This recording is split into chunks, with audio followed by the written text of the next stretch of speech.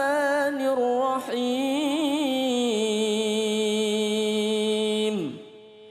يا أيها الناس كلوا مما في الأرض حلالا طيبا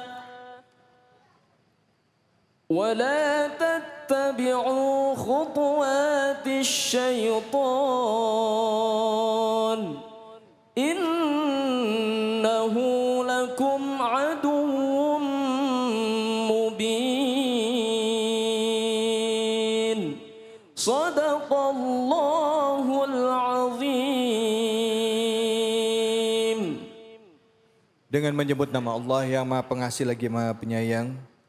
Wahai manusia, makanlah dari makanan yang halal dan baik yang terdapat di bumi dan janganlah kamu mengikuti langkah-langkah syaitan.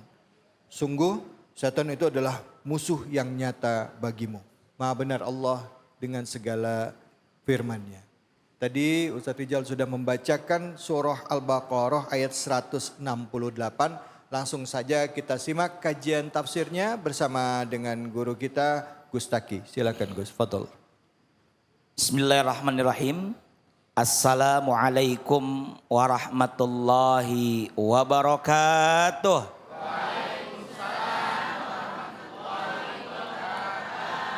Bismillah, alhamdulillah. Wassalatu wassalamu ala rasulillah wa ala alihi wa sahabatihi wa man tabi'a sunnatah wa jama'atah min yaumina hadha ila yaumin nahdah. Apa kabar bapak-bapak dan ibu sekalian? Alhamdulillah.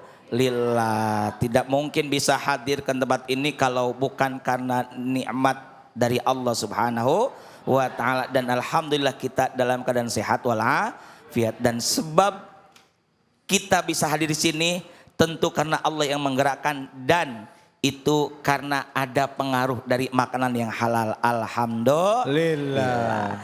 Senada tadi dengan apa yang kita bahas bersama, ada kutipan ayat Al-Quran yang telah tadi dibacakan oleh Qari, yakni surah Al-Baqarah. Ayat berapa Bu tadi? 168. 168. Bagus, berarti nyimak nggak tidur ya. Allah Subhanahu wa taala berfirman dalam surah Al-Baqarah ayat 168. Saya di sini Kang David menggunakan kitab tafsir Ad-Durrul Manthur. Ini tafsir karya Al-Imam Jalaluddin As-Suyuti. Ya, ini bukan Jalalain tapi Jalaluddin As-Suyuti, karena ada yang lebih ringkas lagi. Ini menurut saya bagus karena ada riwayat-riwayat dari Rasul dan para sahabat.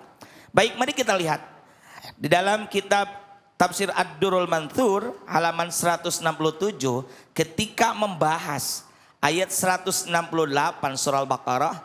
Bismillahirrahmanirrahim. Ya ayyuhan nas, hei sekalian manusia. Kita semua nih diseru, dipanggil oleh Allah Subhanahu wa taala. Kulu, makanlah oleh kalian. Doyan makan enggak, Bu? Doyan. Alhamdulillah, kirain udah enggak doyan ya. Itu karena makan tuh ada orang yang makan apa, makan di mana, makan dengan siapa, yang lain ada makan siapa. Nah, jangan. Makanlah, nah, penting ini dikasih tahu. Mimma, dari apa saja, fil ardi, yang ada di dalam bumi. Bumi, ya termasuk laut juga bagian dari bumi. Ya cuma tadi saya bilang semua yang di laut itu halal kecuali satu, kapal selam. Jangan itu Mbak. Nah, Akhraj Ibnu Mardawi telah meriwayatkan, mengomentari ini ayat siapa? Ibnu Mardawi an Ibni Abbas. Ibnu Abbas itu berarti Abdullah bin Abbas, salah satu sepupunya Rasulullah Muhammad sallallahu alaihi wasallam, yang didoakan oleh Nabi, Allahumma faqih fid din wa 'allimhu ta'wil. Ya Allah, berilah pemahaman ilmu agama kepada ini Abdullah, dan berilah at-ta'wil, kemampuan menafsirkan Al-Qur'an ini. Qala, kata Ibnu Abbas, ini tuliyat hadil ayah, pernah dibacakan ini ayat 168 surah Al-Baqarah. Indan Nabi sallallahu alaihi wasallam, di dekat Kangjeng Nabi Muhammad sallallahu alaihi wasallam. Ya ayyuhan nasu kulu mimma fil ardi halalan thayyiba. Faqama, lantas berdiri. Siapa? Sa'ad bin Abi Waqqas. yakni salah satu sahabat yang termasuk as-sabiqunal awwalun, yang kali pertama masuk Islam. Menurut satu riwayat beliau urutan ketujuh. Ya kita nggak tahu berapa ya. Ini ketujuh. Bahkan termasuk paman Nabi dari pihak dari jalur ibu. Siapa ibunya Nabi? Nabi Muhammad ya, tahu salah. Siapa ibu Nabi Muhammad? Aminah. Siti Aminah. Nah ini ada saudara. Jadi Sa'ad bin Abi Waqqas ini salah satu pamannya Nabi. Jadi ketika Nabi membacakan ayat 168 surah Al-Baqarah di dekat Nabi itu, berdirilah Sa'ad bin Abi Waqqas. Faqala, kata Sa'ad bin Abi Waqqas, ya Rasulullah, wahai Rasulullah, ud'ullaha, berdoalah Anda kepada Allah. Doa apa? Ayyaj'alani, agar Allah menjadikan aku mustajabat dakwah, diijabah doa. Doanya biar diijabah. Kita pengen nggak punya doa diijabah, Pak? Pengen, pasti ingin. Iya. Kadang-kadang kalau kita mah doa maksa, ya Allah kalau dijodohku, jodohin ya Allah. Kalau dia bukan jodohku, temannya juga cakep ya Allah. Nah kita kalau ingin doa kita diijabah, lihat faqala, jawab Nabi nih, ini menarik nih. Jadi ini cara mengajarkan itu dengan satu fragmen. Jadi kata Nabi apa kepada Sa'ad? Faqala, ya Sa'ad, wahai Sa'ad, bagaimana caranya doa pengen dijabah? Atib mat'amaka, baguskanlah kamu punya makanan. Artinya makanannya kudu halalan thayyiba. Ya halal, ya baik. Apa bedanya halal dengan thayyib? Kalau halal, bukan Bang Toyib, bukan. Halal, ngerti Bang Toyib ntar. Halal itu legal secara syar'i. Syariat benar menurut syariat. Thayyib, ya baik, ya aman, ya bermutu, berkualitas. Itu halalan thayyiba. Kadang-kadang kita tambahin halalan thayyiba mubarakan. Mubarakan itu barokah. Bukan berkat brek diangkat, bukan. Ya. Itu mah paros ya. Al barokatu hiya ziyadatul khair, kata Imam Ghazali. Barokah adalah tambah nilai kebaikan. Walaupun sedikit, alhamdulillah barokah. Biar dikit yang penting cukup. Yang dikit pasti pas. Ya pas butuh ada. Nah jadi kata Nabi, kalau pengen doanya diijabah, atib map'amaka, baguskanlah makananmu. Ya tentu satu paket sama minuman. Lah emang kita makan doang. Iya. Makan pasti sama minum. Bagusin juga biar halal, biar thayyib, itu makanan dan minuman. Takun mustajabat dakwah, maka kamu jadi diijabah doanya. Alhamdulillah. Jadi kalau pengen doanya senantiasa diijabah, maka kudu apa? Bagusin makanannya. Lah kita mau makan bukan bismillah, malah foto dulu cekrek. Begitu. Lanjut kata Nabi, walladzi, demi zat nafsu Muhammadin biadi, demi zat yang jiwa Muhammad ada dalam genggamannya. Maksudnya demi Allah. Innar rajula, sesungguhnya seorang. Rajul emang artinya laki-laki. Tapi pan yang di sini bukan laki-laki doang. Lah emang orang perempuan juga kagak makan, semua makan. Innar rajula, sesungguhnya seseorang layak dikulukmah, memasukkan. Kalau bahasa qadab itu artinya kan melempar. Makanya ada qadab itu menuduh tanpa bukti. Tapi di sini secara bahasa yang memasukkan apa? Al-luqmata. Sesuap aja. Sesuap bu, apalagi sepiring. Apalagi pakai nambah ya Kiai. Wah, pakai nambah. Kita mah makan mie aja pakai nasi. Kayaknya makan ketoprak pakai nasi tuh.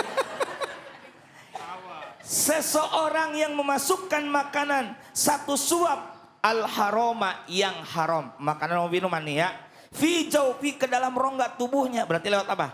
Mulut. Fama yutaqabbalu minhu, maka tidak akan diterima darinya, berarti amal ibadahnya, amal solehnya, arba'ina yauman, selama 40 hari. Na'udzubillahi min zalik. Wa ayyuma abdin, dan seorang hamba, di mana-mana seorang hamba nabata, di mana tumbuh. Ada kita dan nabati ya. Nabati itu artinya tumbuh. Ya. Dan di mana-mana seorang hamba nabata yang tumbuh apa lahmuhu dagingnya. Kita ini daging nih. Minasuhti dari sesuatu yang haram. Wariba dan dari riba. Fannaru aula bihi. Ngeri. Maka nerakalah yang lebih pantas baginya. Na'udzubillahi min. Makanya kulu mimma fil ardi halalan thayyiban. Lanjut dikit lagi. Wa akhraja Ibnu Jarir telah meriwayatkan siapa Ibnu Jarir wa Ibnu Abi Hatim dan Ibnu Abu Hatim an Ibni Abbas, lagi-lagi dari Ibnu Abbas, fi qaulihi wala tattabi'u khutuwatis syaiton. Pan tadi di ujung ayat 168 ada korelasinya tuh. Ya. Wala tattabi'u khutuwatis syaiton. Ini ada sambungannya nih. Pasti ada namanya munasabah, kesesuaian. Di awal kulu mimma fil ardi halalan thayyiba, di ujung wala tattabi'u khutuwatis syaiton. Syaiton. Tersono lagi. Nah, apa maknanya kata Ibnu Abbas?